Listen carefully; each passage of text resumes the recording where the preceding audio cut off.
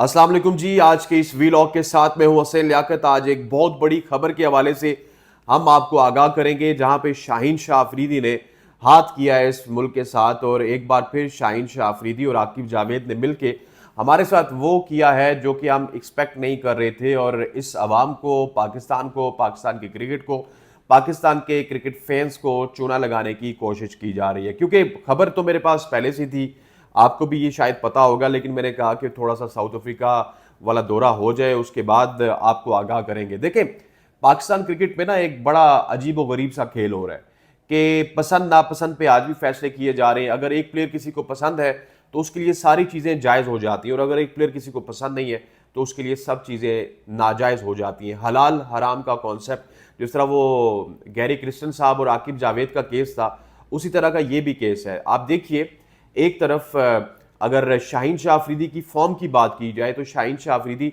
मुकम्मल तौर पर हमें फिट होते हुए नजर आ रहे हैं, और शाहीन शाह अफरीदी मुकम्मल रिदम में नजर आ रहे हैं, ना सिर्फ नई बॉल के साथ, ओल्डर बॉल के साथ, बल्कि जो डेथ ओवर्स हैं उसमें भी शाहीन शाह अफरीदी विकेट लेते हुए नजर आ रहे हैं। और that is a very positive sign for Pakistan cricket. और यही बहाना बना के आकिब जावेद साहब ने हमें कहा था कि देखें, शाहीन शाह अफरीदी, ये 4 दिसंबर का फैसला था आकिब जावेद साहब का। आज हम जब बात कर रहे हैं तो आज 23-24 दिसंबर है।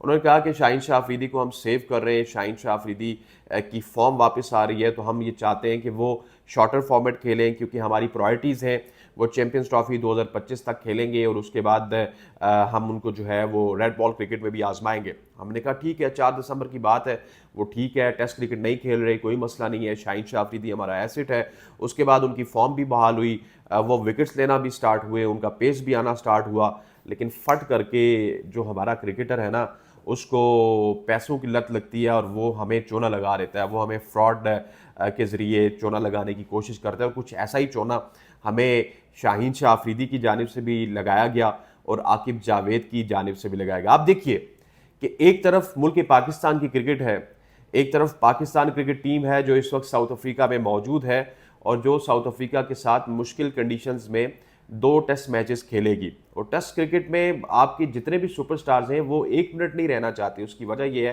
कि वहाँ पे सिर्फ टेस्ट फीस है, दिन के 30-30 ओवर्स करवाने पड़ते हैं।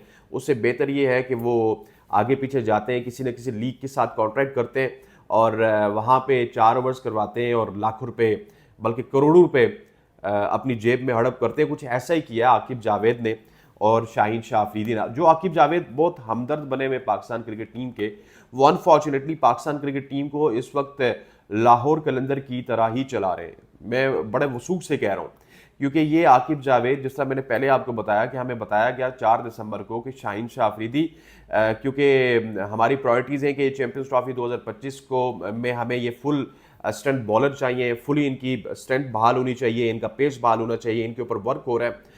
अब वही आकिब जावेद, उन्होंने पिछले दिनों 3-4 दिन पहले एनओसी दिया है शाहीन शाह अफरीदी को। एनओसी क्यों दिया है? जिस दौरान पाकिस्तान टीम साउथ अफ्रीका के साथ और वेस्ट इंडीज़ के साथ टेस्ट मैचेस खेलेगी, उसी दौरान शाहीन शाह अफरीदी फॉर्चून बरशाल की जानिब से बीपीएल 2025 का एडिशन खेल रहे होंगे। ये आपके साथ, क्रिकेट के साथ, हमारे साथ, ये सब के साथ फ्रॉड है और खिलवाड़ है। कुछ ऐसा ही हमने इससे पहले देखा था जब नसीम शाह एक लीग में जाके, मेरा ख्याल है श्रीलंका लीग खेली थी उन्होंने, इसी बहाने के 2023 का वर्ल्ड कप वहाँ पे है, एशिया कप वहाँ पे है, वहाँ पे लीग खेलेंगे, कंडीशन से साजगार होंगे।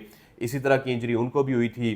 फिर शाहीन शाह अफरीदी भी पै दर पै टेस्ट क्रिकेट छोड़ के कभी 100 खेलते थे, कभी विटिलिटी ब्लास्ट खेलते थे, और अब एक बार फिर आप टाइमलाइन देखिए कि जरा सा इनकी फॉर्म थोड़ा सा सही होना स्टार्ट होती है तो ये एकदम से मुल्क की क्रिकेट को छोड़ के पैसे की तरफ जाते हैं। That is very unfortunate. आप अगर पड़ोस की मिसाल देते, हर दूसरी बात पे हम पड़ोस की मिसाल देते हैं, मुझे एक बात बताइए कि पड़ोस के क्रिकेटर्स कितनी आईपीएल के अलावा लीग्स खेलते हैं? ठीक है, हम पैसे की बात करते हैं यार, पैसा पैसा पैसा। आपके क्रिकेट में कितना पैसा है? आपके क्रिकेटर के पास जब ये फर्स्ट क्लास खेल रहा होता है तो मेरे ख्याल 50 लाख रुपया नहीं होता। जब ये पाकिस्तान खेलता है, पीएसएल खेलता है, इनके पास करोड़ों आ जाते हैं।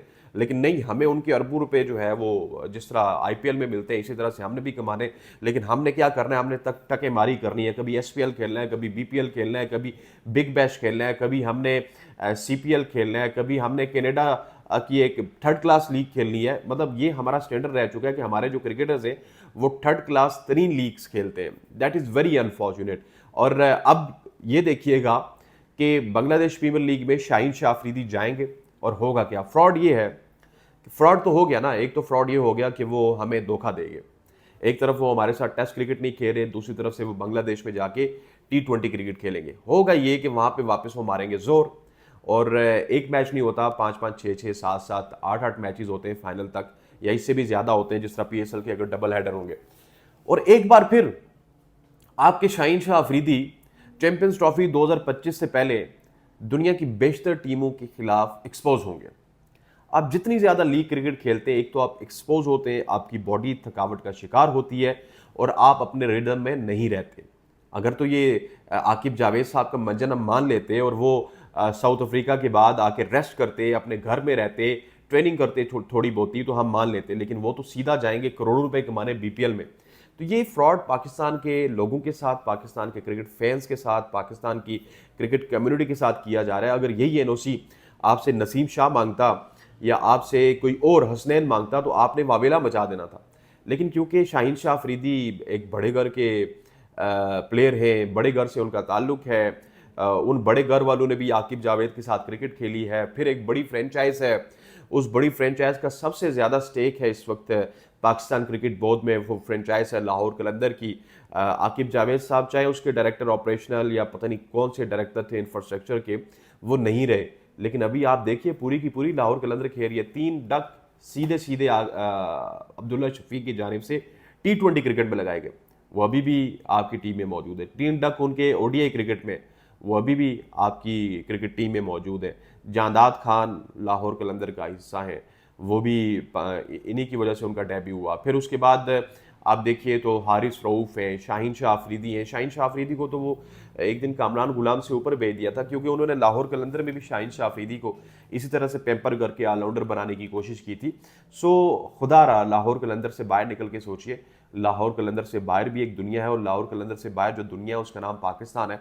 और इसको चूना मत लगाइए, पाकिस्तानियों को चूना मत लगाइए, और इस तरह के फ्रॉड ना कीजिए। अगर आप एक डिसीजन करते हैं और तमाम तर स्ट्रैटेजी को सामने रख के डिसीजन किया जाता है कि चैंपियंस ट्रॉफी 2025 तक अगर आपके मुताबिक आपने शाहीन शाह अफरीदी को रेड बॉल क्रिकेट नहीं खिलानी थी, तो अरे भाई उसको बांग्लादेश प्रीमियर लीग खेलने क्यों भेजा है? फिर वो किस तुक के तहत बांग्लादेश प्रीमियर लीग में जाएगा, यहां से वहां पे जाके परफॉर्म करेगा, करोड़ों रुपए कमाएगा, और इधर हमें चोना लगाया जाएगा कि नहीं, रेस्ट की मद में शाहीन शाह अफरीदी को रेस्ट दी गई है।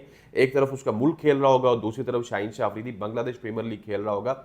ये चूना हमारे क्रिकेटर्स हमें लगा रहे हैं, सिर्फ आज से नहीं बल्कि पिछले 30-35 साल से लगा रहे हैं। और जब तक हमारी आंखें नहीं खुलेंगी, जब तक कोई ऐसा एडमिनिस्ट्रेटर नहीं आएगा जो उनको सीधा नहीं करेगा, और इसी तरह के एडमिनिस्ट्रेटर आते रहेंगे जिनका क्रिकेट से कोई ताल्लुक नहीं होगा, तो ये क्रिकेटर उसको उसी तरह से चोना लगाते रहेंगे। That's all from my side. अस्सलाम वालेकुम।